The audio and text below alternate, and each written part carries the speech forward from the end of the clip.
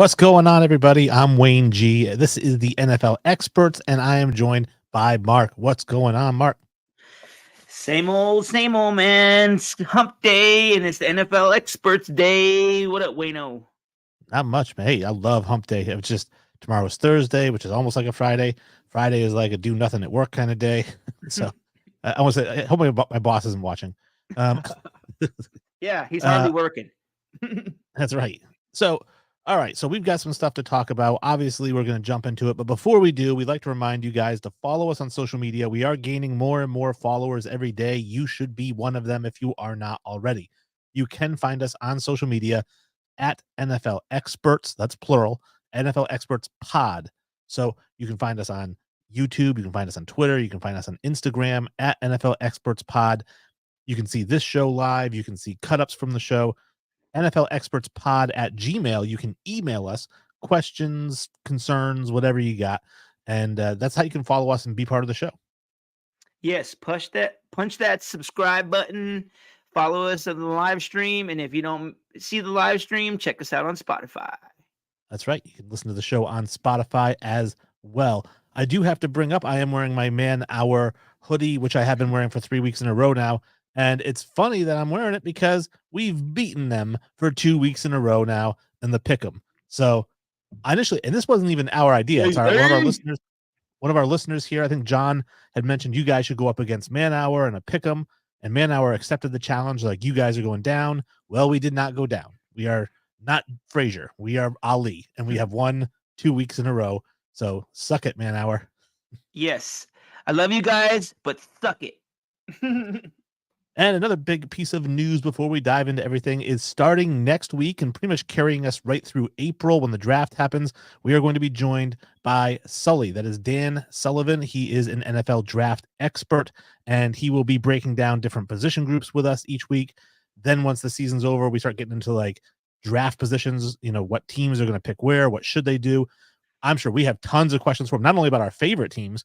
If you have a favorite team other than the Broncos and the mystery right now, just send them in. Say, hey, I have a question. Who should my team pick? Should they pick this guy? Sully will have the answer. He watches hundreds, if not thousands, of hours of tape on every prospect. He is a psychopath about it. So I know we definitely have questions about quarterbacks. Next week is quarterbacks and receivers. I'm excited to talk to him about those two positions. If you guys are nerdy like us and are nerdy about the draft and also the NFL like we are, chime in, check it out. Give us a question. Ask Sully. He's got it all. He knows a lot of stuff. And send your questions early, because once the show starts, you might not get a chance to get your question in there. Yes. And like Wayne was saying, we're going to preview a couple teams each week with their draft needs, such and such like that. So chime in. Now, our first football topic is going to be some of the hirings that have happened over the past week. There was one breaking before the show. We're going to get to that in a second, so don't wet your pants. If you're watching, you're waiting for us to talk about that. Let's talk about the ones that we knew way in advance. Probably the earliest one was Gerard Mayo, signed because the Patriots let go of Belichick. Mayo gets brought in as the head coach of the Patriots. I think we maybe even talked about it a little bit last week, how this was in his contract, which is why they didn't interview anybody. They just went with Mayo. I'll give you my thoughts on it, and I actually do have a thing about Mayo in our 2-minute warning, but your initial thoughts on Gerard Mayo as the new head coach of the New England Patriots. Well, for one, I thought it was really interesting that he did have it in his contract to be the next head coach. I know it wasn't supposed to happen this next year. It happened near a year early, which I didn't think that teams had succession plans such as this. So it surprised me that the Kraft had this ready set up to go, and so it surprised me because I didn't know that information. So I guess like he was going to get the job, and there was nothing anybody could say about it. That's pretty much it. But he's also lost his offensive coordinator. Bill O'Brien said, I would rather be an offensive coordinator in college than for the Patriots next year. So he went to Ohio State, and they lost their defensive coordinator, I'm guessing, because that was Steve Belichick. So he's going to follow his dad wherever his dad goes. So they've been interviewing offensive and defensive coordinator, potential people to fill in. I think it's going to be a tough road for the New England Patriots going forward. Rookie head coach, most likely a rookie coordinator. You're not going to get a veteran coordinator in there on both sides of the ball. Lots of rookies in the coaching staff, lots of rookies on the field, including possibly a rookie quarterback. I just think it spells another 4-13 season. What I don't understand is I understand going with him because he's like a guy that knows their way of the Patriot way of doing things. But you fired Belichick because you kind of wanted to start something new. But Mayo just seems like this is just going to be a repeat of that. Like, how is that any different? It does. Mayo has actually been referred to as a mini Belichick, like he was Belichick's mini me in his style. Now, I think that they're just looking at it from a youth standpoint. Belichick is 71 years old, and maybe they looked at it as like, listen, we don't think you're going to win a Super Bowl again here in the next couple of years. Let's just move on to the younger guy. I do think that unlike some poorly run organizations, the New England Patriots, if and when Mayo goes 4-13, I don't think Kraft's going to pull the trigger on him quick. I think he's going to get a full 2 seasons minimum. So he's on a short leash. No, long leash. Long leash. You Yeah, think short that's a leash long means you leash? You said 2 seasons. That doesn't sound very long to me in the in the I mean, NFL. if you ask Frank Reich, that's a lifetime. So, True. now, we'll get to the Panthers in a minute. Let's stick with the head coaches. Antonio Pierce gets named the head coach of the Las Vegas Raiders. I didn't think this was a huge surprise. It was a little bit of a surprise because I did think that they were going to bring in Harbaugh and interview him. There was some talk about possibly Belichick. I didn't think Belichick would ever go there after McDaniels. So, but I did think they would interview 4 or 5 different candidates. Instead, they're just going with Pierce. And I understand he did well towards the end of the season, and he's got a bag of crap to work with. So maybe once he starts getting some better stuff, he'll do better. The fans like it. So I guess from that standpoint, if the fans like it, it's a win, right? Well, yeah, but I think for them, getting this guy was something they should have done last season with Bisaccia. They kept the guy that the players like that they want to play for. Like Mark Davis should have did that last season and he didn't. So I think he regretted that and he's making his decision right this time by signing Pierce. Yeah, they say that wisdom comes from experience. Experience comes from making mistakes. So if Mark Davis learns from his mistakes, which would surprise me because he's gotten the same haircut over and over, but if he has learned from his mistakes, then good for him for making it right. And then also Davis for getting Pierce. Pierce, I read somewhere that he doesn't know everything. He's admitted that he doesn't know everything about being a head coach, but he's brought in Coughlin and he's brought in someone else, and they're going to be advisors for him to help him along. And I respect that. Absolutely. And that's the thing I think that rookie head coaches in general need is veteran guys around them, whether it is as coordinators or whether it is, I think even a coordinator might be a little threatening depending on how unstable you feel the job is. Having like people who come in as advisors, especially like Coughlin, who coached, Pierce, like he's got that relationship with him. That's great. I don't think Mayo has that in New England. That's why I think Mayo's going to have a harder time than Pierce because he doesn't have anyone there to guide him. Right. I totally agree. The other head coaching position that was filled was the Tennessee Titans, which they went with Brian Callahan, and he is the offensive coordinator or the quarterback. He's the offensive coordinator of the Bengals, and he's going there now. I honestly think this is a downgrade from Mike Vrabel.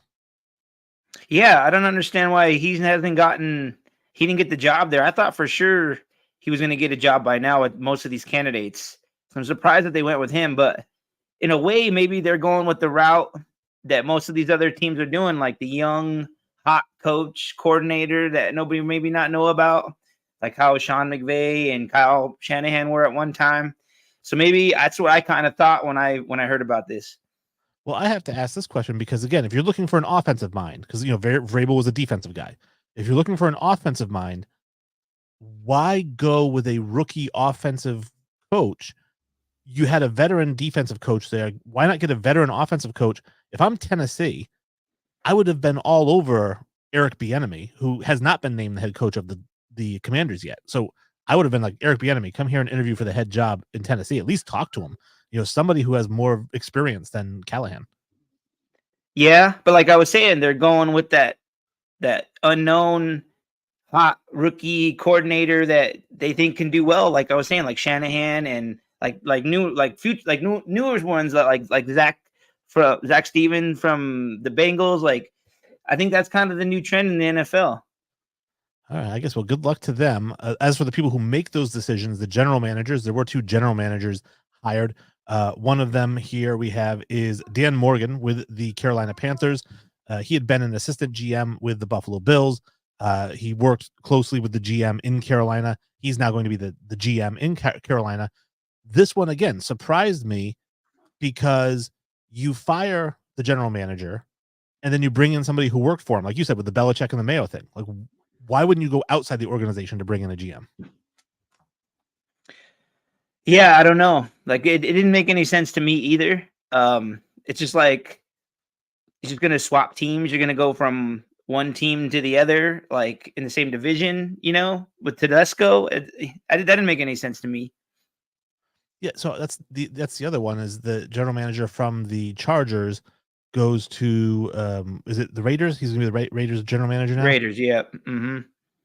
And I guess, I mean, if you look at his track record, if you figure he drafted Justin Herbert, he kind of built up that offense, put them in cap hell, but they built a team there that people feel is only missing a coach. And we're going to talk about their coaching situation in just a second. But I don't know. It's tough with general manager. Like, I don't know who's good and who's not, other than their last 3 years. I look at who they drafted, I look at who they've signed. And if they haven't really had any busts, I guess they're doing an okay job. Yeah, and I guess it all depends on how they gel with that team and whatever else. Yeah, for sure. Now, the two coaching positions that we talked about, let's talk. We mentioned breaking news at the start of the show. Jim Harbaugh had canceled his second appointment with the Atlanta Falcons.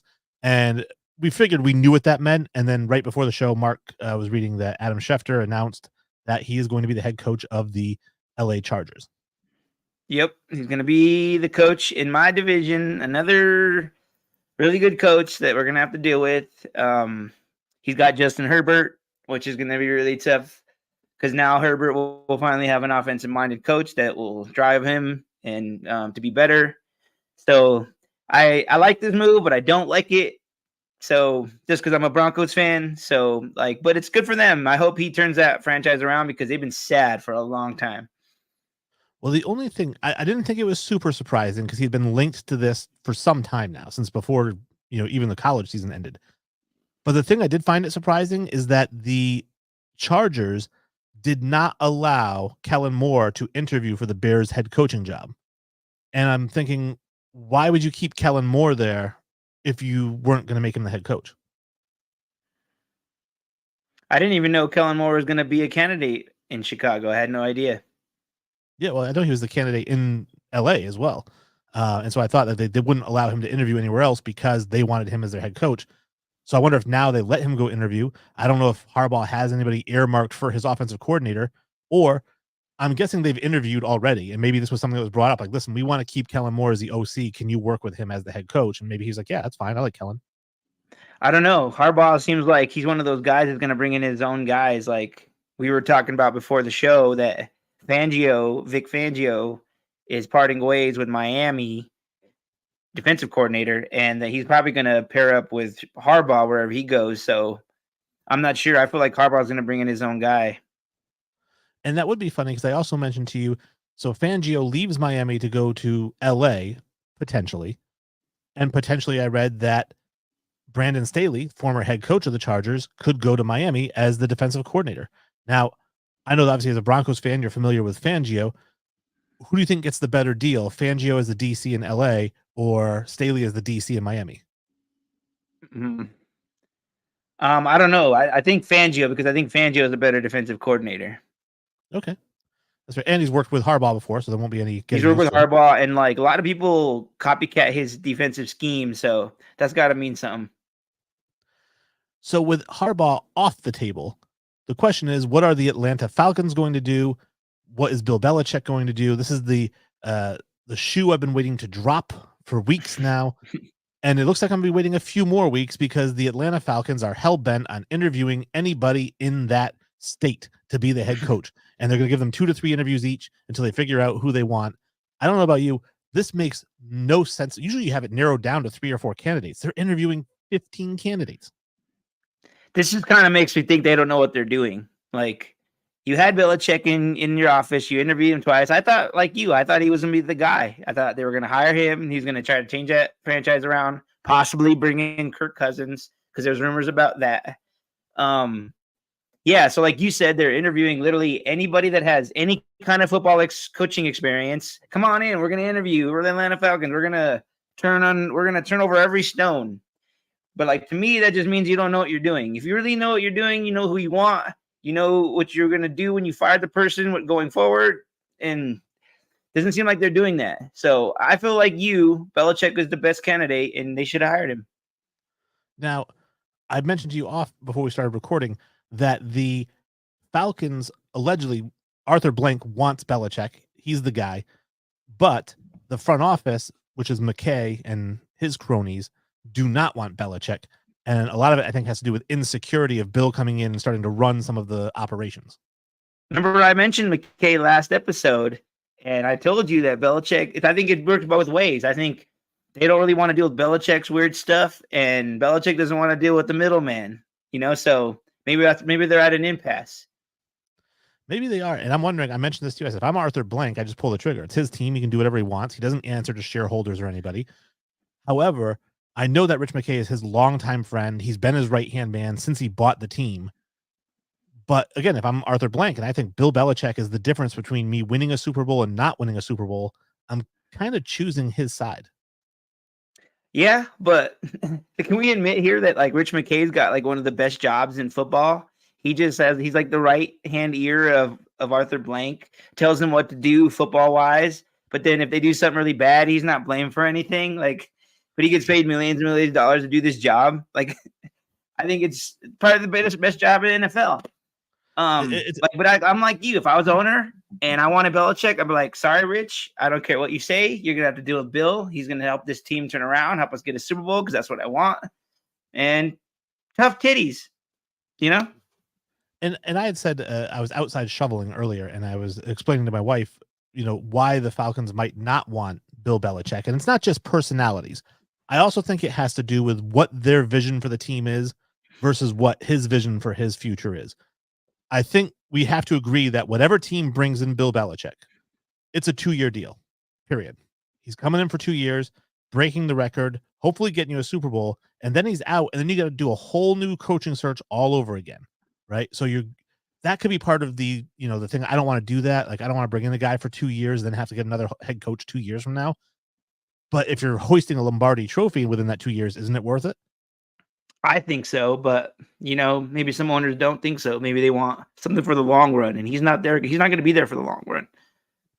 Well, let's talk about the last Belichick piece. Is if he does not go to the Atlanta Falcons now, the options, we're looking at some of the openings. Washington has said they're not interested, but that doesn't mean anything because J-Lo said till death do us part 5 times. So it does, words are words and actions are louder. We know that.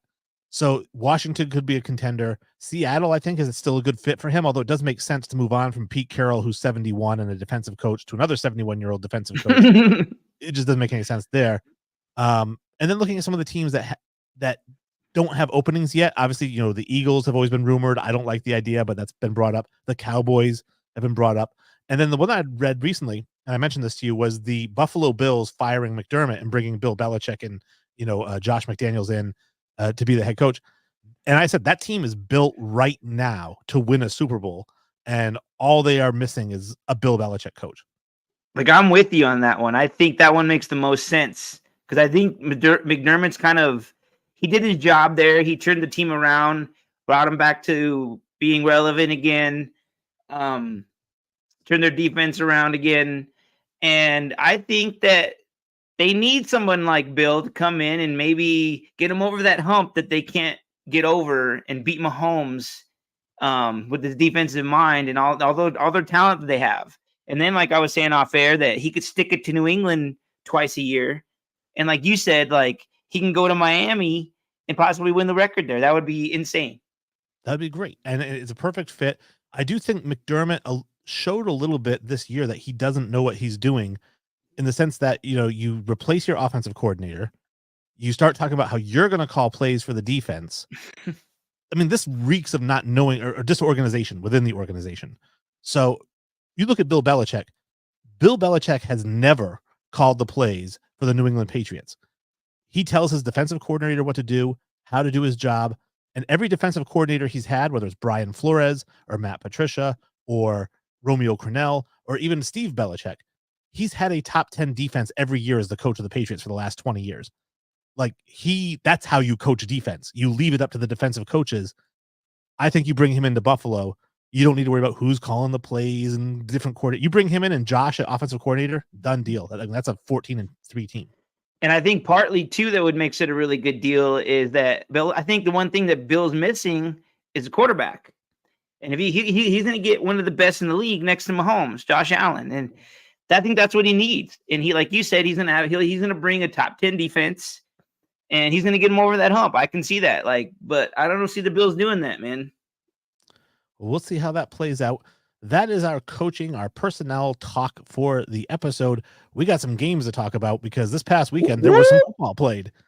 And I started things off here as far as the Ravens, 34-10 over the Texans, which I will say, and I shared this on our social medias at NFL Experts Pod, that I picked this score exactly at 11:33 a.m. and the game didn't start till 4:30, and it worked out 34-10. Even though it didn't look like it was going to go this way early on, at one point the Ravens just decided to step on the gas and it blew right past the Texans.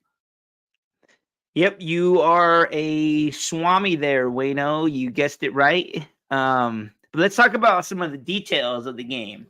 From what I gather in my notes here, it was a tale of two halves. First half was really close. It was 10-10 before halftime. And right before halftime, the Texans gained some momentum with a punt return and a late 2-minute drive, but it ended with a missed field goal. One job, kickers, one job. Well, that'll come and up then the Ravens defense in the second half totally put the clamp down. Texans couldn't get anything going offensively, and Lamar basically took over the game. And that's my little summary of the Ravens-Texans. I will say the one detail that you left out is that the Texans had 11 penalties. The Ravens had 3. Oh, dang. You're the stat guy, so I believe you on that one. Yeah, I mean, that's a lot. A lot of penalties. But like you said, Lamar took over. 16 of 22, so he only missed 6 passes, 152 yards, 2 touchdowns, no interceptions. 11 carries, 100 yards, 2 rushing touchdowns. He had 4 touchdowns. He hit 8 different receivers. Lamar Jackson, and this is the thing I keep bringing up, and I defend him all the time, and I have been for years. He does not have a weakness. Like, people talk about, well, he has to show it in the playoffs. This was a playoff game. He's going to go on to the next one, but he has no weaknesses in his game. You keep him in the pocket, he's going to throw for 4 touchdowns. You push him outside the pocket, he's going to run for 100 yards and 2 touchdowns. I think his only weakness would be his health. Yeah. He gets injured, but I guess that's any NFL player, though. So, yeah, but in his game, no, there's nothing wrong with his game. Now, before we get deeper into Lamar, because I do have a Lamar question for you, C.J. Stroud, 19 of 33, 175 yards, no touchdowns, no picks. Again, 19 of 33, 14 incomplete passes. I think it's safe to say this is kind of what I expected when we were predicting these outcomes, is that this defense is not the Browns defense. And I said this last week. I said the Browns defense is Myles Garrett and nothing else. The Ravens defense, they're all fast. They're all physical. And I said, now we're going to see C.J. Stroud have a bad game. And you were correct, man. He didn't have a good game. But I wouldn't say their defense looked totally bad because they got that punt return before the second half. They kind of kept them in it. If they wouldn't have had that, the score would have been 34-3, so at least they did something. Well, talking about Lamar Jackson, one of my favorite topics to talk about. Again, I mentioned this is a guy who in a rusty performance, right? Because he actually had 2 weeks off because they sat him for the last week. He had the bye week last week. So he's coming in rusty. Covered in rust, orange from all the rust. I called that one, Wayne. And he puts it up 252 yards and 4 touchdowns. He's going to win his second MVP. And just for which I also predicted, Wayne. This guy, my question is, where does he rank among NFL quarterbacks? The top 5, top 10, where do you have him? Because you posed these questions to me when we were doing our a rundown for this episode, and you asked me the question, where does Lamar Jackson stand? And I had to think about it for a second. And okay, he's an NFL MVP, and wasn't he like the first unanimous MVP, first one voted unanimous? Yep. This year he's had his best season as a starter.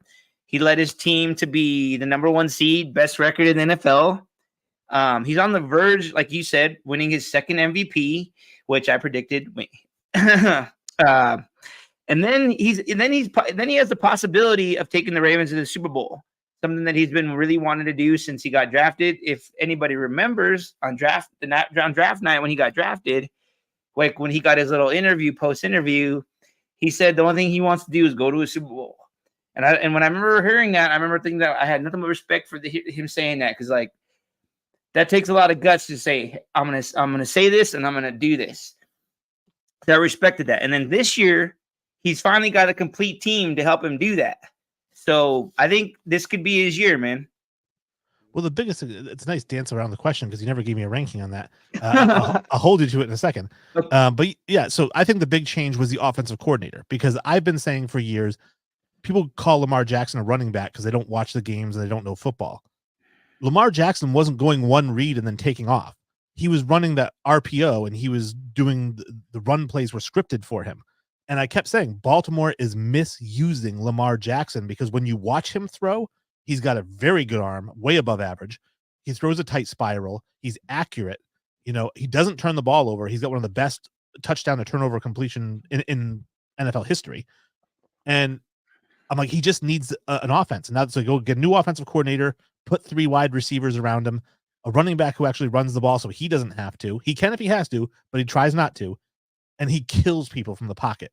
I think this is the Lamar Jackson that we're building towards, is an elite, pocket passing quarterback. All right, Wayne. So I'll answer your question. You said, where did you rank? I would say I'd say he's right now he's in top 5. But if he goes and wins a Super Bowl this year and possibly beats Mahomes, he's got to be at least top 3 next to Allen and Mahomes.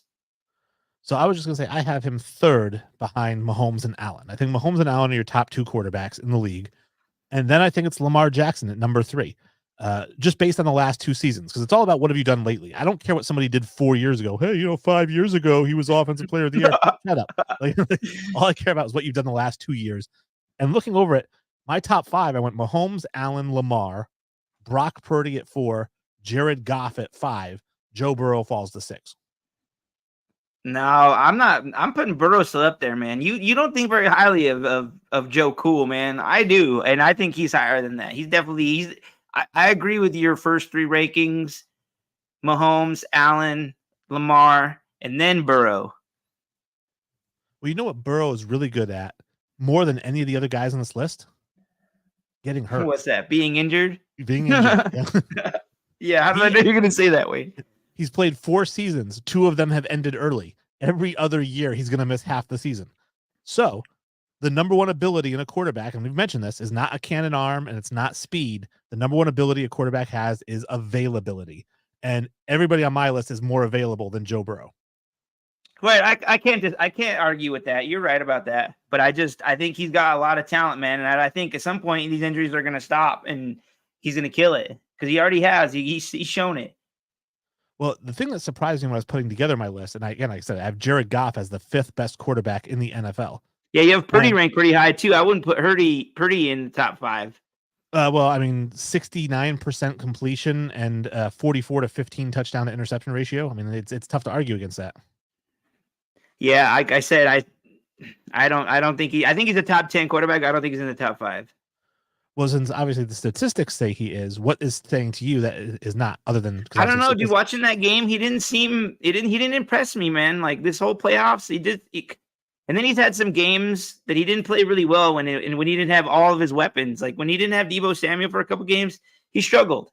And then he didn't have Trent Williams, he struggled. And then in the game against the Packers, which we're going to talk about, he struggled in that game when he didn't have Deebo once Deebo got hurt. Like he's one of those quarterbacks, like we talk about. He's a game manager. He needs the players around him to help and to manage the game. And he's the atypical quarterback for that.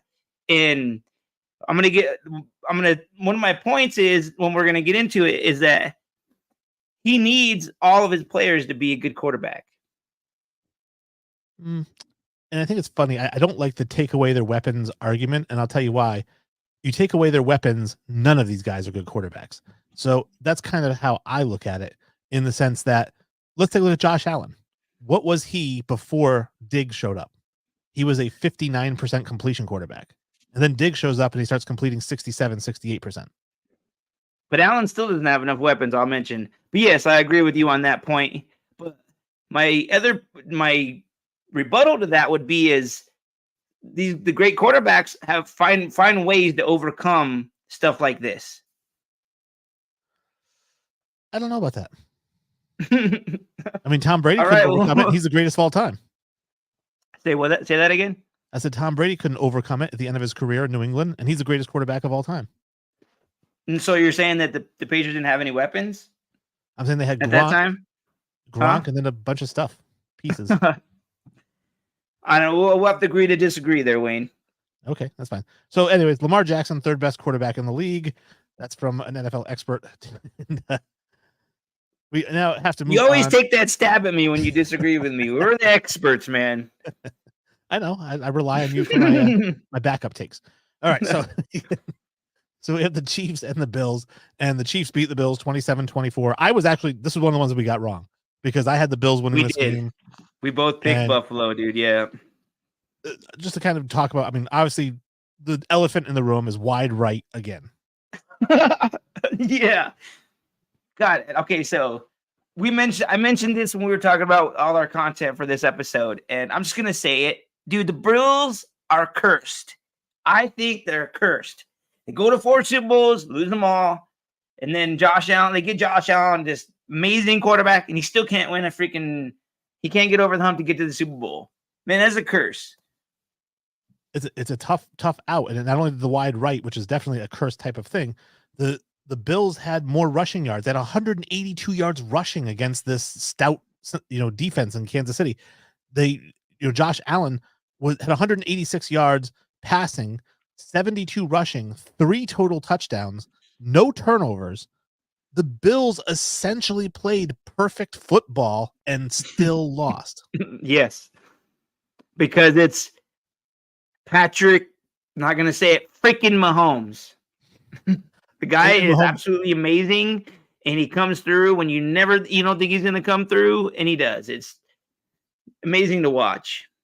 So that's the thing that really, I think, surprised me about Mahomes and the Chiefs in the win in this game, is that Mahomes has been playing turnover prone all year, including the playoffs leading up to this.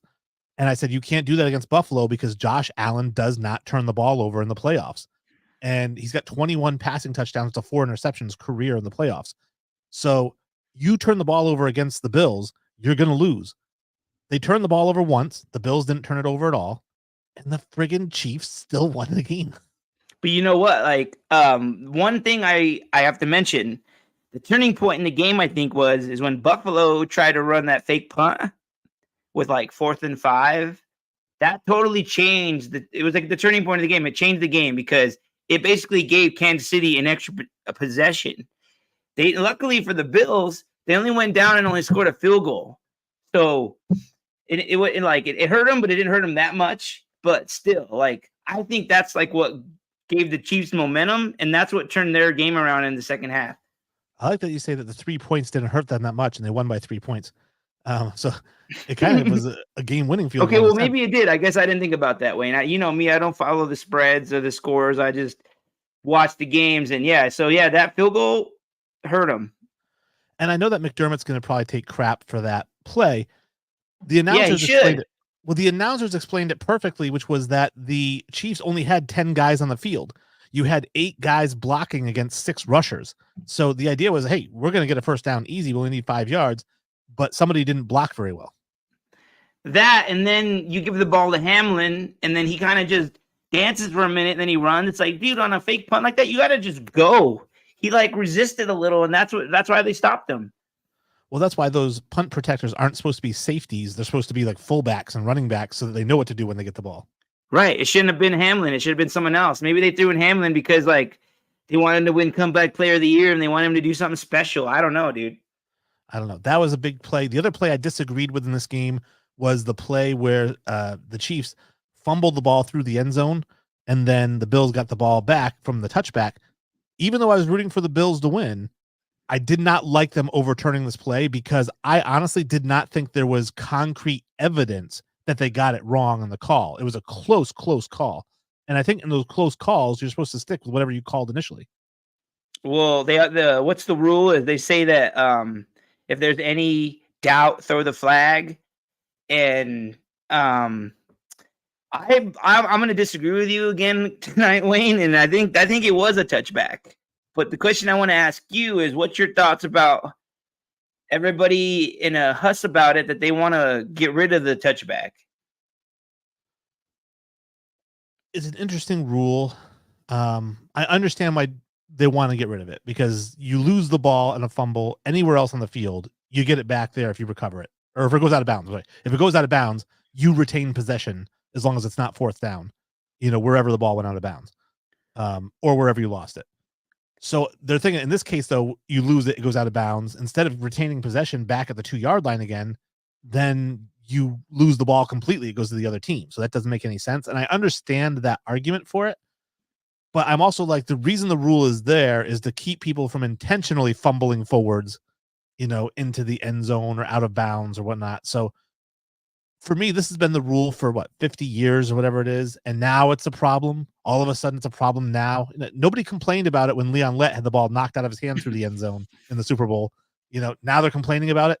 Actually, who wasn't complaining about it then? The Buffalo Bills, because they were losing 52-16 and they needed that ball back. All right, Wayno, I'm really glad that you agree with me on that. Like, dude, this has been a rule forever, since beginning of time of football. Like, this is the rule. This is the reason why the rule exists. You protect your end zone. So the other team, if they fumble it in your end zone and it goes out of bounds, yeah, that is your ball because you were protecting your end zone. Like, what do people not understand? Like, I get it. Like, I understand the other side of it, how the offense, they can't go full go when they're in the red zone because, hey, we might lose the ball in the end zone and cause touchback and lose it to the other team, which I get. But that's the risk you take. That's you play the game, you risk that. That's part of the rules. It's just how it goes. I just hate how, what do they call that, Wayne? Cancel culture. Like, you don't like something, you just want to get rid of it. I don't agree with that. Like, if things have been a certain way for a reason, and there's a reason why this rule has been in place in football for as long as it has, I think it should stay. It should absolutely stay. I just had a problem with them overturning it because obviously you said you saw something that made it concrete to you. To me, it looked like his leg could have been down before the ball came out. So it was just so close. And again, I feel like in those close plays, you have to stick with what was originally called. True. And can we also mention that, this is another one the refs may have got wrong, because I kind of agree with you on that. It could have gone either way. So, yeah, once again, the refs reviewing a call and still getting it wrong. But at least it went against the Chiefs. People can't complain about that. And I was okay with that, because I was hoping the Chiefs would lose. So, yeah. So I touched on it earlier when talking about Josh Allen. I have to ask this question. This was the question I had here for you. Josh Allen now is 5-5 in the playoffs, 500 record. He cannot seem to get over the hump. Do those 5 playoff losses fall on Josh Allen? No. And this is why. I think it all comes down to the head coach, man. Sean McDermott, like we were talking about, I don't think he should be keeping his job. I think he should be one of those guys that should be fired. He's done good. I understand the whole point of you don't fire a coach who's done really well for you, taking you to the playoffs multiple years, But they haven't got over the most important part, is getting to the Super Bowl. He hasn't done that. He can't do it. Obviously, he hasn't done it. So I think a lot of the reason why a lot of the things he's done wrong, he hasn't put a lot of good players around Josh Allen. I think Stephon Diggs, he is a good player for him. He's drafted Kincaid. I think finally this year he's given him a run game. He never really had a run game for him. He relied on Josh all the time. And then the other thing he didn't do good is that he never found a good offensive coordinator to go with Josh Allen after Dable moved on to the Giants. I think, I know we were talking about Belichick possibly going there, but I don't think that's what Josh Allen needs. I think Josh Allen needs he needs an offensive-minded head coach, something like Mahomes has with Andy Reid. You don't think Belichick and McDaniels, he brings McDaniels in there as the OC, that helps at all? Maybe if that happens, I can see it, but maybe that only caveat. Okay. Let's talk about the NFC now. We've got the 49ers beat the Packers. We both called this one. It was a lot closer than I thought it was going to be honest with you. It was a very close game, and another one that came down to a field goal that was missed wide left on this one for the Packers. It wasn't the last play of the game like in Buffalo, but it was like when the Packers got the ball back, it seemed like Love had to really force something to happen, and that's what kind of led to the game-ending turnover. Yeah, it was a really close game. I think it was the best game of the weekend. It was because it was like so close to the whole entirety of the game. So many lead changes in like the second half. I thought that the Packers really had their run game going really good in the game. I think the Niners losing Deebo Samuel was huge for their offense because I think a lot of their stuff goes behind him and like how he runs the ball. Like I was saying earlier, I think 49ers are one of those teams that need all their key players like Williams, Kittle, Samuel, McCaffrey for their offense to really like be at its best. And like I said earlier also is that I didn't think Purdy looked that impressive, but he did do some really good things when it really mattered in the fourth quarter at the final minutes of the game. And I think the Packers, they were doing really well, and then Jordan Love kind of turned into Brett Favre, and he just, like you said, he was forcing plays and he was trying to get in to receivers, and then he throws that pick. Yeah, and I think that what it basically came down to was after that Carlson missed kick, and Carlson's missed kicks all year long. I'm glad you mentioned that. Yeah, the missed kick by Carlton. Yep. I think that was kind of part of like Love was thinking, I need to score a touchdown, not just get us within field goal range. Right. And then they got into field goal range and then he missed it. So like that didn't help him, so now, yeah. I do agree with you, even though we were talking about Brock Purdy, and I do agree with you that watching this game, he did not look great. Even though he finished 252 yards, 1 touchdown, no picks, he did his job as the game manager, which is what he does well. But I'll even say not really, because 1 touchdown, 0 picks.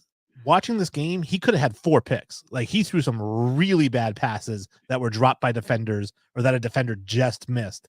He was not putting the ball anywhere near his receivers, over their heads, down in the dirt. He looked really bad in this game.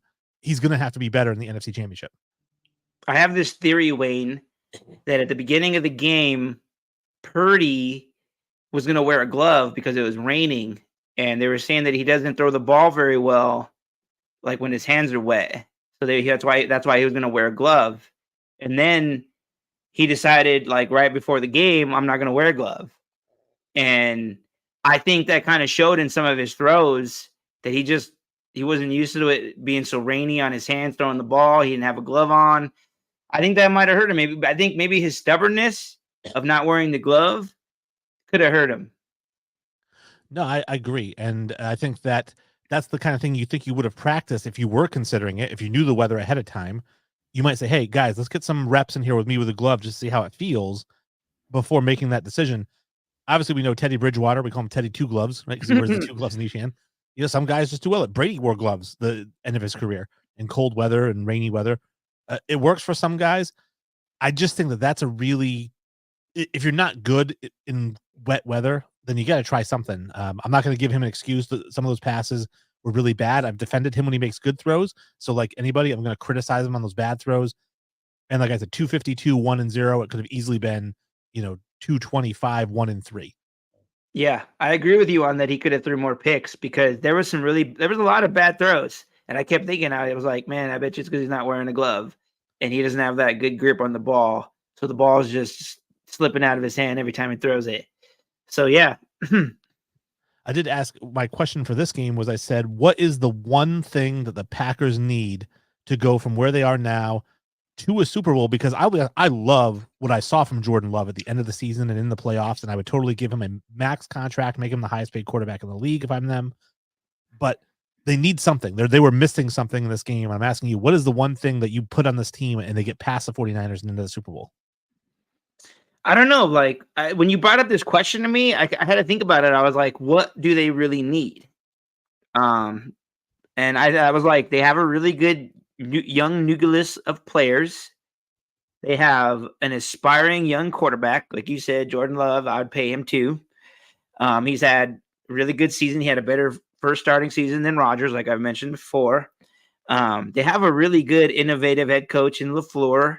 They have a very winnable division. Their division is not that great. I think they just need to keep building the roster, and I think the NFC isn't that strong of a conference, and I think they still have a chance to possibly get to the NFC Championship next year. So your one thing that they need is just to get better. We'll just build up the roster some more with those young talent, just keep it building, and I don't know. I think that's all they need. Like the NFC is pretty weak. All right. Well, that's the geometry, lesson of answers. So boring. Here's what I got for you. Why is that boring? It's just some facts, Wayne. Yeah, you're just like, they just need to keep getting better. Well, I don't know. Like I was saying, I didn't know how to answer it because they have a really good team and they have really good players. I mean, like they have a really good young tight end. They have a really good running back. They have a really good young offensive line. Really good young quarterback. Like, what do you think they need? Well, I'm glad you asked because I actually have an answer to that question. Because I agree with you that they have a lot of really good young pieces that are only going to improve each year and get better. The one thing I think that they're missing is an edge rusher. Their leading sack guy is Rashad Gary. He only had 9 sacks this year, which was like 28th or 30th in the league. I think we talked about this last episode. If you want to win in the playoffs, it doesn't matter how good your quarterback is if you can pressure him. The team that can pressure the other quarterback is going to win the game 9 times out of 10. You've got every other piece on the field. They need an edge rusher. I think you add like a Danielle Hunter to this team, or even who's another free agent, Brian Burns to this team, right? And now I think you're in the NFC Championship. But the Packers don't typically do that, man. They don't go out.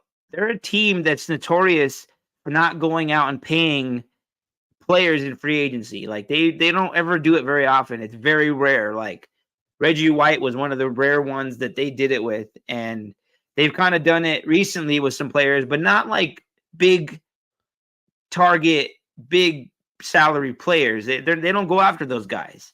So if they're going to get a edge rusher, they're going to have to draft one and develop one. And what position would you say Reggie White played? Defensive end. So edge rusher. And It's one of those things that they will spend money on. I think now they only have $7 million in cap space, so they can't really go out and spend $20 million on a pass rusher. They'll have to move some things around. I agree. If they can get a guy in the draft, I think that they would love to do that. But historically, Green Bay in the first round of the draft, which is where you get those elite pass rushers, has only drafted like middle linebacker, corner, offensive line. Quarterback was rare because they did it with Rodgers and then 15, 18 years later with Love. But usually it's the interior positions, the pieces. I think that if they can get an edge rusher who's a legit edge rusher in the first round this year, I think they have to do it. But I think why not get an established guy, like a Danielle Hunter who's in your division. I think that he would be great. No, I agree with you. I've been saying it for years that I think the Packers should go out and get players. But they just don't do that. So, but if that's the one thing you think they're missing, I kind of agree with you that they are missing that.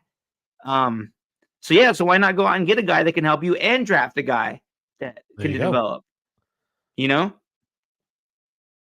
next game was the Lions and the Buccaneers, and this one went exactly how we planned as well. So this one 31-23 is what I have here for the score. And let's see what I have here for the Buccaneers out-yarded the Lions, 408 yards to 391. But they also had 2 turnovers to no turnovers for the Lions. And we talked about this last week. If you listened to the show last week, you heard us say this. I said that the gunslinger mentality of Baker Mayfield is what's going to come out and cost the Bucs because Goff will not make those mistakes. And you were correct. He threw 2 picks in the game, one early, one late to actually seal the game. The first half, both offenses were really slow to get going. The Lions took an early lead. I felt like Baker was sacked and pressured a lot in the game by Detroit, leading to those interceptions. But the game was tied 10-10 at halftime. Then in the second half, both teams just both came out and scored, had really good drives. So then the score was 17-17. But then after that, Jamar Gibbs basically just started running all over the place, leading to 2 more touchdowns, 1 rushing by him.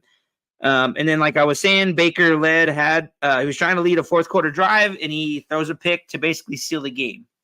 But the big hubbub about this game win I wanted to ask you is, everybody keeps talking about Todd Bowles and his weird how he didn't call any timeouts at the end of the game. He just kind of let it go, even when the Lions were kneeling the ball down with way too much time left on the clock. Yeah, I don't understand it. I think we see this every year in the playoffs. Some coach doesn't call a timeout or calls timeouts way too early or challenges plays that aren't challengeable. I don't think of Todd Bowles as a really great coach. He didn't do a great job with the Jets as the head coach, and then he ended up as a defensive coordinator in Tampa, and now he's the head coach again. I don't think he's known for being a great coach. How about another team that could use a Bill Belichick? Yeah. And they already have a defensive-minded coach like him, but they'd be getting a much better one. Way better. So I had to ask, so before I get into my question of the game, I did see we have a comment here from Jim Powell. He says, I don't even need the championships or the bowl. AFC West needs to start tomorrow. Raiders. So Jim Powell obviously is a Raiders fan, and he's saying he doesn't really care about these championship games because the Raiders are not in it.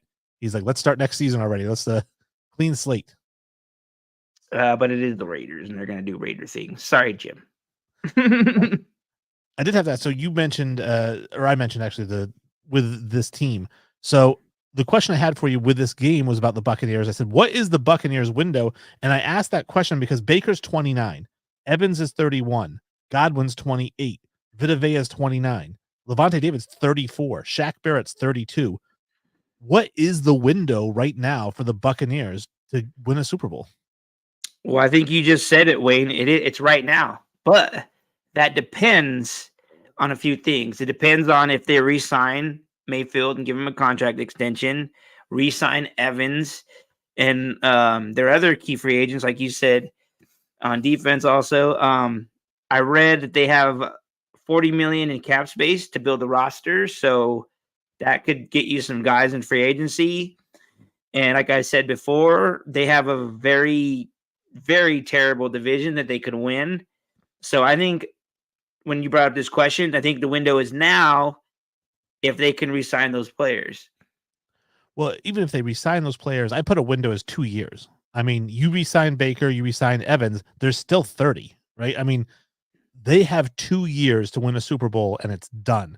I don't care if they give a 5-year deal to Baker. The window for this team is 2 years. Unless they bring in all kinds of new talent that's going to replace their older players, which I just mentioned. Bill Belichick has a 2-year window. That's one of the turnoffs for some of these teams. Is they don't want to bring in this guy who has a 2-year window when they want to have a 5-year coach. But do you think Belichick wants to follow Brady? I don't think he cares. If it gets him the record, if it gets him to a Super Bowl, I think that's all he really cares about. And I think that if the Bucs said, hey, we'll bring in Bill Belichick, again, 2-year window for them, 2-year window for him. It's a match made in heaven. You got all the pieces. He loves him, and Josh McDaniels love Baker Mayfield with all their hearts. In fact, in the draft, when Cleveland took Baker Mayfield number 1, the New England Patriots had offered 3 first-round picks for that number 1 pick so they could take Baker Mayfield. And obviously the Browns turned it down and took Mayfield. So, again, match made in heaven. Huh. That's very interesting. I did not know those little tidbits of information. I don't know, man. I'm kind of curious to see where Bill goes, but I just, my gut doesn't say he's going to go there, man. I don't see him going there. Well, and if he does go to Atlanta, here's the other note I have. Okay, so the Bucs window's 2 years.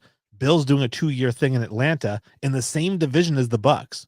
Bill just kind of screws over the Bucs if he goes to Atlanta, because I think if he goes there, they win the division the next 2 years.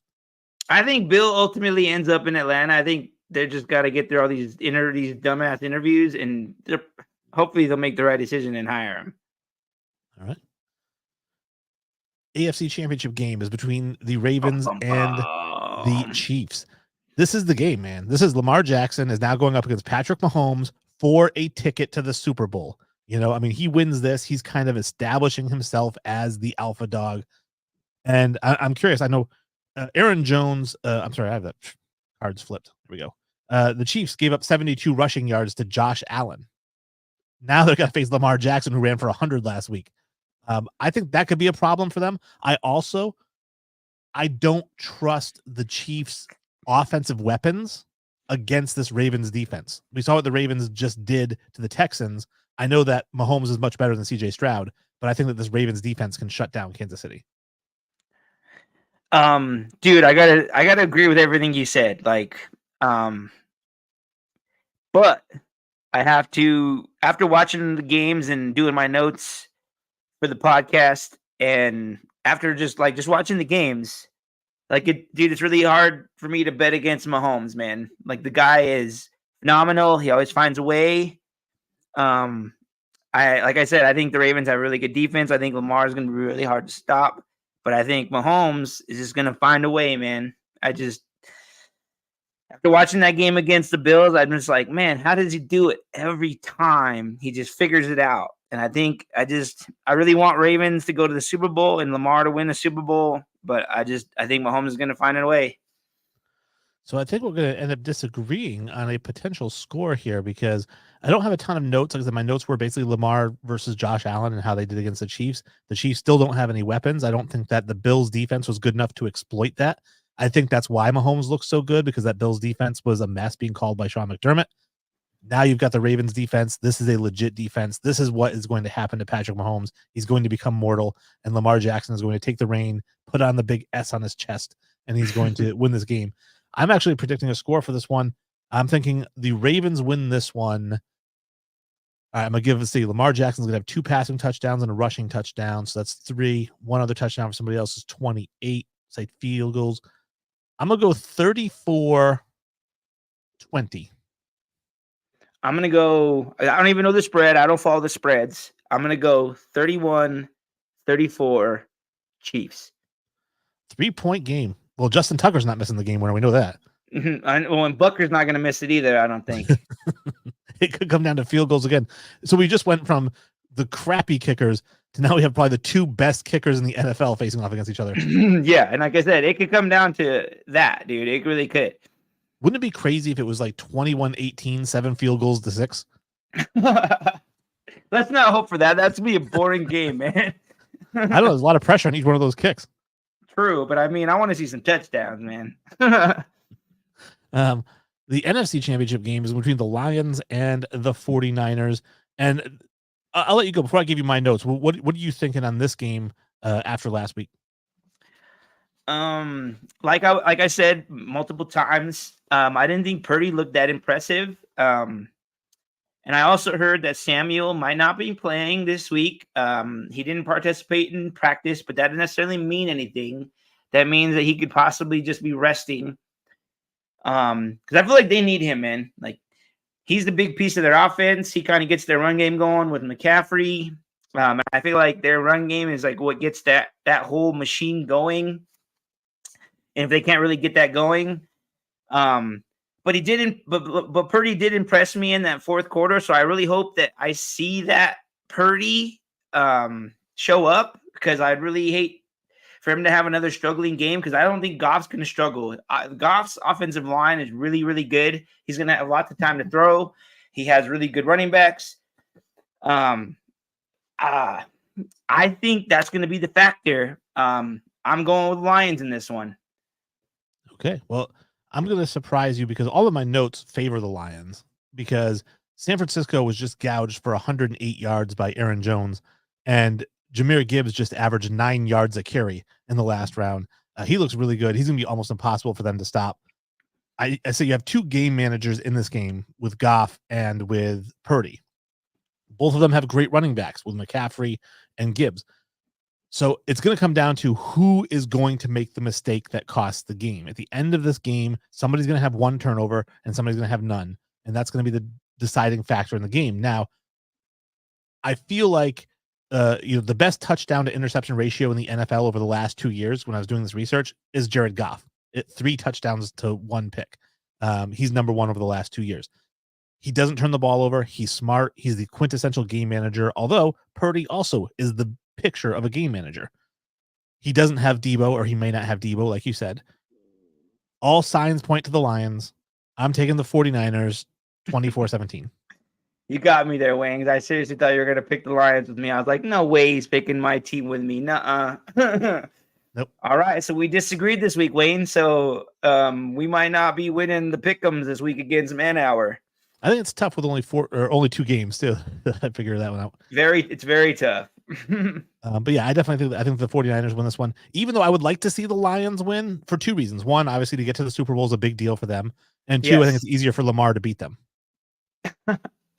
All right. So you got a Ravens Niners Super Bowl that everybody is predicting. And I am going Lions Chiefs, which probably no one is predicting. All right. And let's see your question. Why don't you intro your question here that you asked me?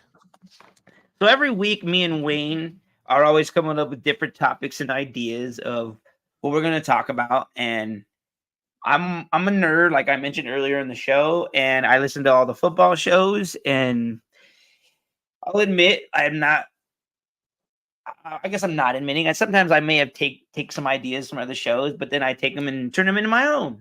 And everybody was talking about what is this generation's Manning and Brady in the NFL. So I posed the question to Wayne, and we decided to discuss it. So before I go, I'd like Wayne to go first. Sure. Well, I went with Mahomes and Allen. I mean, obviously, we've just seen them now for the 3rd time face off in the playoffs. They faced off 4 times in the regular season in just the 6 seasons that they've been playing together. What that really translates into is if they were to play 15 seasons, Manning and Brady played 15 seasons together, 2001 to 2015. And over that duration, they played 12 times in the regular seasons over that 15 years. They played 5 times in the postseason. I didn't realize Manning has a winning record against Brady in the postseason. Whoop, whoop. But all that said, I said, all right, well, if Mahomes and Allen play 15 years, they're going to face each other 10 times in the regular season. So a little bit less than Brady and, Manning. But we know how the NFL schedulers are. They're going to get those Chiefs-Bills games on every year. And I have that they could meet 8 times in the postseason, which is more than Brady and Manning met. And these games are great. I mean, not great if you're Josh Allen, but they're really great games for us as fans to watch. So I went with Allen and Mahomes. And when we first discussed this, I was going to debate you, and I was going to say that I think it's Burrow and Mahomes. But as I did my research, Wayne, I was going to actually text you really late last night, but me and you live on totally different time zones. So I didn't realize it was 10 o'clock. So I did not text you. But I was basically just going to tell you that I agree with you, and that I agree that it is Mahomes and Allen. And this is why. It's like you said, okay, this is why I think that Mahomes and Allen are the new Manning and Brady, is because they play each other a lot, and they always end up meeting in the playoffs, kind of like Manning and Brady did.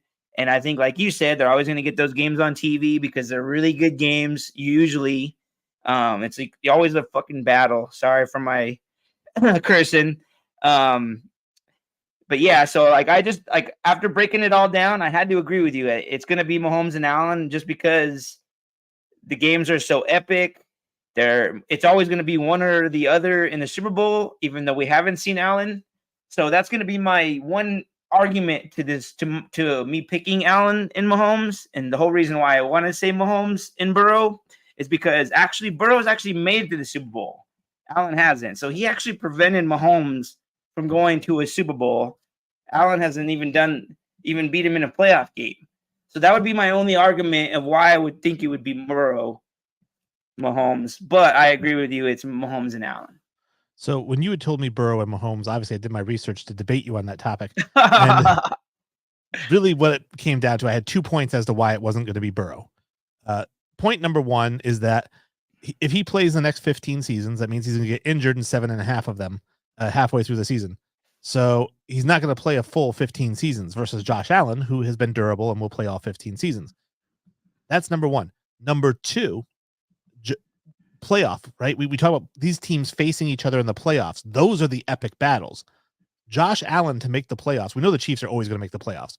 In order for Josh Allen to make the playoffs, he has to beat the Patriots, the Jets, and the Dolphins. In order for Joe Burrow to make the playoffs, he has to beat the Steelers, the Ravens, and the Browns. So it's less likely for his team to win the division or whatever and give him a chance against Patrick Mahomes. I just think we're going to see a lot more matchups of the Bills and the Chiefs. No, and you're right about that. But like I was saying, I think also we should watch for the whole Mahomes Burrow matchup because Mahomes doesn't win very much against Burrow. He doesn't have a good record. So this could be another one. It may not be the Manning and Brady caliber, but it could be another rivalry to watch. Yeah, maybe Brady and Breeze. Yeah, or Brady and Ben Roethlisberger, kind of what I was thinking, or something like that. No, the rapist. All right. I knew you were gonna say that. That's why I didn't. That's why I mentioned it. So, getting into our 2-minute warning. I feel like I've been going first a lot. I think you should go first for this one. All right. Okay, so I don't have a football topic. Like I feel like I seem to do that a lot, Wayne, is I'm always off topic, not NFL. And so once again, this is gonna be another off NFL topic. I'm just gonna use my 2-minute warning to give a huge congratulations to Todd Helton. He got voted into the Baseball Hall of Fame.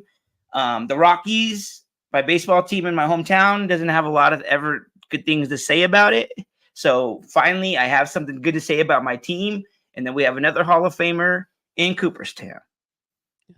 Congratulations on making the Baseball Hall of Meh. And I agree with you on that because it's an elitist freaking voting system, and I don't agree with it, but I'm glad that I got two of my guys in there. I just was saying that until Barry Bonds, Roger Clemens, and A-Rod are in there, it is not the Hall of Fame.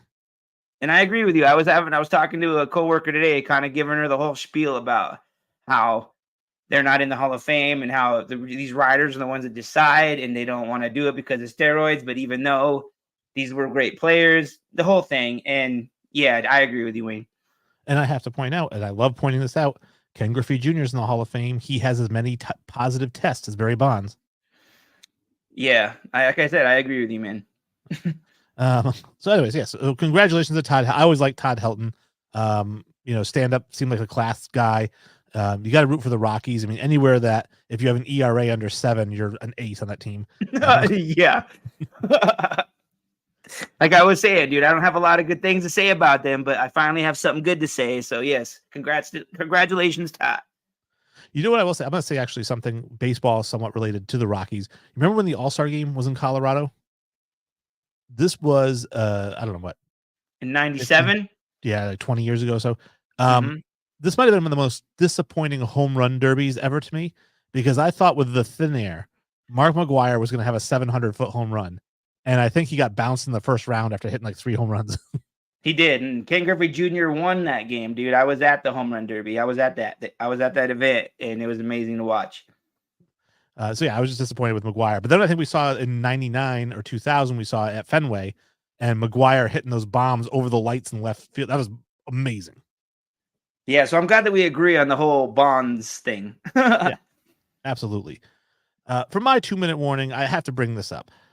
Earlier in the week, Gerard Mayo, the new coach of the New England Patriots, said in terms of free agency, we're getting ready to burn some money. That's what he said, because they have $70 million in cap space. You're not going to be burning any money. If you are, you're literally throwing it in a fireplace. And let me tell you why. Nobody wants to play for the New England Patriots if you're a free agent. You lost your one bargaining chip. I live in New England. The weather sucks, okay? The nightlife is garbage, all right? It's just a horrible place. The fans are crappy, and they're a little bit racist, all right? So, dude, you need to be a travel agent for your hometown. Like, nobody wants to come here and play. They want to go to LA or Miami or New York. They don't want to come to New England. And the one reason that people did come to New England was because Bill Belichick was here and you're going to get a chance to win the Super Bowl. Or now Brady. And Brady. Now you've got a rookie head coach, rookie coordinators, probably a rookie quarterback. Why the hell would anybody want to come here? So are they going to burn money? Yeah, they're going to give $70 million a year to a punter because that's the only guy that's going to sign here. But it's like you said, though, Wayne, he's like Bill Jr., so he's going to sign players that they shouldn't be signing, like Kendrick Bourne. And well, no, first of all, you got to hang 3 banners before you can start like selling people on the head coach. But Here's the other misconception that people have about New England, other than the fact that Spygate, Bill got in trouble for videotaping signals, which didn't happen. But the other thing that they get wrong is that they think that Bill Belichick is cheap and he doesn't spend money on free agents. Bill spent up to the cap every year as the general manager. He wasn't holding on to money. He may not have made great signings, but Yeah, he I was was going to say spending he picked the wrong guys. but he was spending right up to the cap, so he's not cheap. You know, he just knew, hey, I can sign 100 guys for the same price as 61, and put together the best team. And I'm with you. Like, you're right. He does spend money. He just doesn't spend it in the right places. But as you say this, Wayne, like you talk about what free agent wants to go to England, what free agent wants to come to the Denver Broncos. We're kind of in the same boat. Well, yeah, especially with the whole Russell Wilson thing. But I think if Peyton hadn't screwed up with Russell Wilson, the Denver Broncos aren't a bad place to go because you've got Russ there. They look like they really turned a leaf this year. They always are praised for their defense. You got some young pieces there. It's more, and you've got Sean Payton. So Sean Payton or Gerard Mayo. It's like, who's got the better resume? I don't know. They both don't sound good to me. Well, hey, go to Atlanta and play for Bill, and then you can win a Super Bowl. All right. Well, let's see that. Hopefully that comes out for you, Wayne. And then my last thing I had, kind of an afterthought, but I mentioned it to you before we started recording, that Skip Bayless came out and said that Barry Sanders is overrated. He's not even a top 5 running back in the NFL history. And I mean, Barry Sanders wrote, Barry Sanders is usually very quiet, doesn't say anything. And Barry Sanders tweeted at Skip Bayless and said, I don't think anyone should listen to what this guy says. And you know what? I 100% agree with Barry. Nobody should listen to that clown. The guy just says things to say things just to get me and you to sit here and talk about it, Wayne. So I think we wasted entirely way too much time talking about Skip Bayless. Well, I think that you can be overrated and be very good. Like, I think that LeBron James is the 3rd best player in NBA history, but he's still overrated. And I think that Barry Sanders, to me, is top 2 running backs of all time, because I do think you could put Jim Brown ahead of him. Agreed. But other than that, he's top 2. And so if you're like, hey, Barry Sanders is, I guess, unless you're just saying he's unanimous number 1, that's the only way he could be overrated. I can't think of why anyone would say anything about Barry Sanders. Let's face the fact that he's the greatest runner we've ever seen. We've never seen anyone run the ball like him. Let's throw that out the window. He might be the most humble, nice, and genuine person on the planet. Why are you taking shots at Barry Sanders? Because it's freaking Skip Bayless, man. The guy loves to hear himself give hot takes, bro. Like I was saying, he loves saying this stuff. You know why? Probably why he said it. Because he's a Dallas Cowboys lover. It's probably Emmitt Smith to him and no one else, man. Even though Emmitt Smith had that huge, awesome, all-pro offensive line every freaking year, had big old holes to run through, but Skip Bayless doesn't mention any of that. I was an Emmitt Smith fan growing up, so I love Emmitt. I don't think he's better than Barry, but he's an all-time great as well. No, I agree with you, but I'm saying he's not better than Barry, period. No. It's Jim Brown and Barry. Those are the top 2. Everybody else is below that. Agreed. Maybe OJ, as much as I hate the rapist, I'm rooting for not rooting for the murderer. But like, yeah, don't root for the murderer, Wayne. Come on. Speaking of OJ, just one side bit. How come the Bills still have his name in their Ring of Honor? I don't understand that. Because he's one of the greatest Bills of all time. Yeah, but he's a murderer. Yeah, but the NFL doesn't care about that. Like, even the NFL Hall of Fame, like baseball has like character clauses, and like the NFL doesn't. Like, you can be a murderer and a rapist and get into the NFL Hall of Fame because they only judge it based on what your stats were. Yeah, which is bogus to me. I'm like, I'd be kind of ashamed to be a Bills fan, man. I'm like, get that name out of there, dude. And here's my rebuttal. All right, because we're talking OJ. Let's talk lawyers. I'm gonna play lawyer for OJ for a second. I'm gonna be Johnny Cochran. Why is OJ a murderer? I don't know. I don't want to get into this debate. I believe he murdered his wife and Ronald Goldman, and I don't want to get into the whole debate of it. I just believe that he killed them. That's fine. I think we all think that he did it. But what I'm saying though is that he was found not guilty, and so. But he was also, but then he was found guilty in the civil case. So it's like, But a civil case is more probable than not, and guilty is beyond a reasonable doubt. So it's easier to prove in a civil case. I don't know. My whole thing is this: that yes, I think OJ is a murderer. I called him a murderer before you did. Like, I do think he's a murderer. You did. But I also acknowledge from a legal standpoint, he's never been convicted of murder. The only thing he's been convicted of is stealing his own Heisman Award. So at the very least, he's a thief. And that's not really enough to take you out of the Ring of Honor. Yeah, I don't know. I'm gonna say agree to disagree again, but like if I was a Bills fan, I wouldn't want that on there, man. Get it out. Well, you know, Ray Lewis is going to be in the Ravens Ring of Honor. Well, I'm not a Ravens fan, and if I was, I'd be like, let's get that guy out of there too. Okay. Now, as soon as we can erect an Aaron Hernandez statue at Gillette. I don't know you're gonna go there, Wade. All right. So hey, great fun show. Everybody appreciate it. Obviously, Jim chimed in a little bit late. If you're joining the show all the way through, thank you for that. If you listen on Spotify, thank you for that. Join the live show. Send us questions if you can't make the live show. We'll still read them, and you'll get to hear them when you listen on Spotify. And of course, don't miss next week when we're going to have Sully on here to talk draft, quarterbacks, and wide receivers. I have some questions specifically about quarterbacks. I have a lot of questions too. We're about to get real nerdy on all you nerd NFL fans out there. Just got to tell you. Absolutely. So make sure you are following us at NFL Experts Pod. That is the NFL Experts. NFL Experts Pod. That's Twitter. That's Facebook. That's Instagram. That's Gmail. Email us a question. Please send us some comments. Anything. We love the content. Absolutely. And I will end this as we usually do. Party on, Mark. Party on, Wayne.